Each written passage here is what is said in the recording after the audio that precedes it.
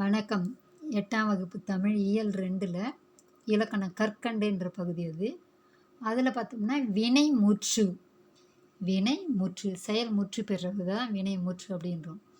படித்தான் அப்படின்றது, படின்றது ஒரு செயல், தான் அப்படின்றது முற்று பெறுது. அப்போ வினைமுற்று. படித்தான், ஆடுகின்றாள், பறந்தது, சென்ற, கண்டு ஆகியவை செயலை அடிப்படையாக கொண்ட சொற்கள். ஏதோ ஒரு செயல் செய்கிறோம், அந்த செயலை அடிப்படையாக கொண்டு முடியறது தான் வினை முற்றுன்னு சொல்கிறோம். செயலை வினை என்றும் குறிப்பர். இவ்வாறு ஒன்றன் செயலை குறிக்கும் சொல் வினை சொல் எனப்படும். ஒன்றன் செயலை குறிக்க சொல்லு என்னன்றோம், வினை செயல் என்றோம், வினை சொல்லுன்னு சொல்கிறோம்.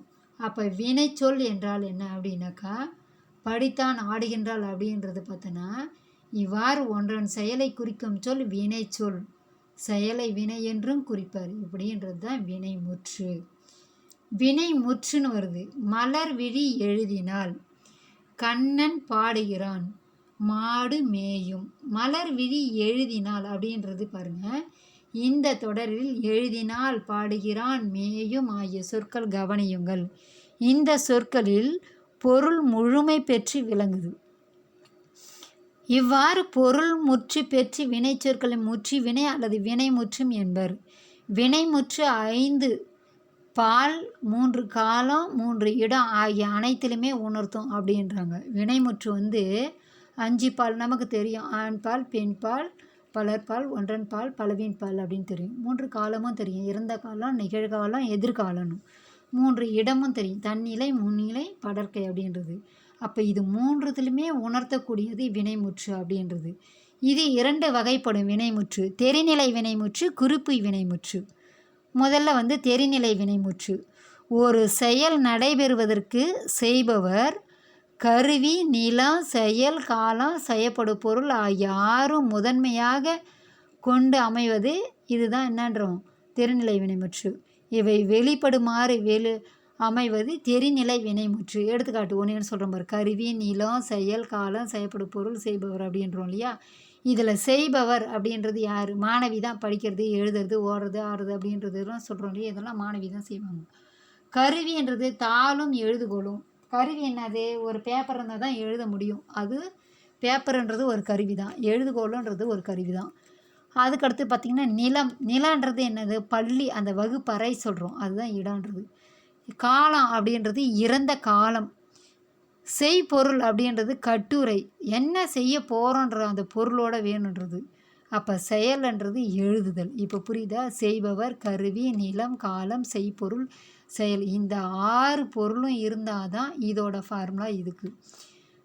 அப்போ தெரிநிலை வினைமுற்று என்றால் என்ன அப்படின்னா, ஒரு செயல் நடைபெறுவதற்கு செய்பவர், கருவி, நிலம், செயல், காலம், செய்பொருள் ஆகிய 6 முதன்மையாக கொண்டு வெளிப்படுமாறு அமைவது தான் தெரிநிலை வினைமுற்று.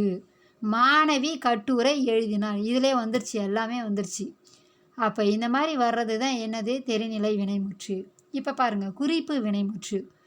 பொருள், இடம், காலம், சினை, குணம், தொழில் ஆகியவற்றில் ஒன்றனை அடிப்படையாக கொண்டு காலத்தை வெளிப்படையாக காட்டாது, செய்பவரை மட்டுமே வெளிப்படையாக காட்டும் வினைமுற்று குறிப்பு வினைமுற்று எனப்படும்.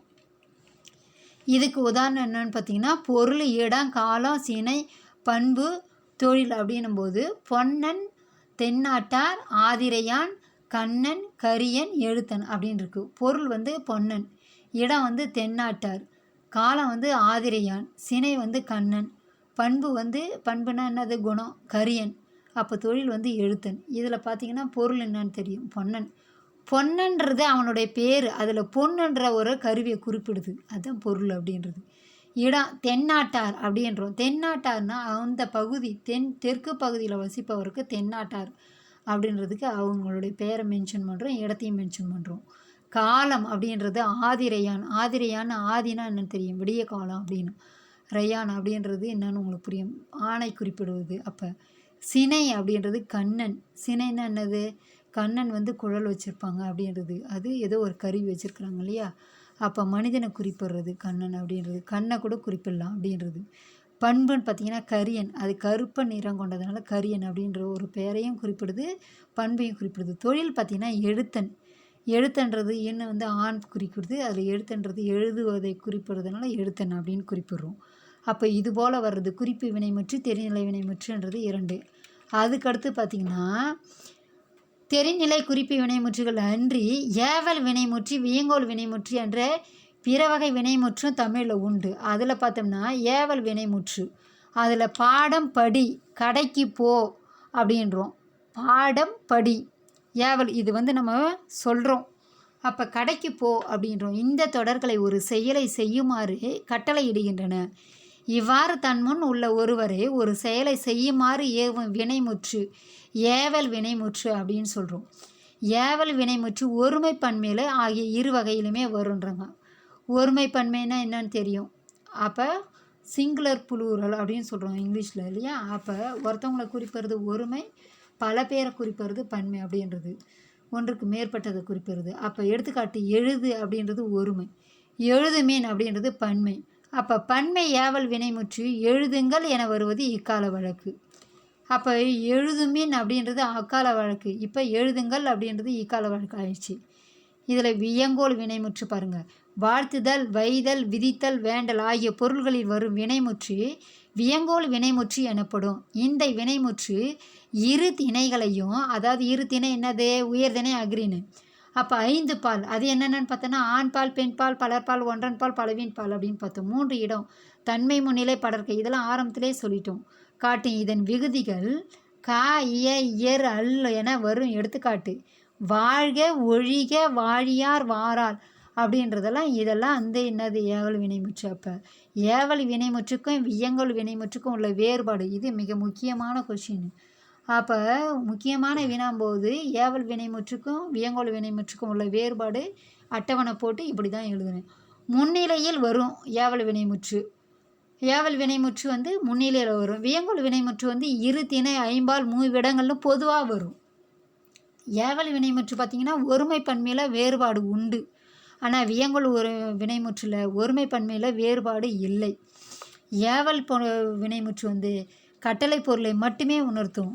ஆனால் வியங்கோல் வினைமுற்று வந்து வாழ்த்துதல், வைதல், விதித்தல், வேண்டல் ஆகிய பொருள்களையும் உணர்த்தி வரும். அப்போ ஏவல் வினைமுற்று விகுதி பெற்று பெறாமலும் வரும். வியங்கோல் வினைமுற்று விகுதி பெற்றே வரும். இந்த மாதிரி ஏவல் வினைமுற்றுக்கும் வியங்கோல் வினைமுற்றுக்கும் உள்ள தொடர்பு சொல்லணும்.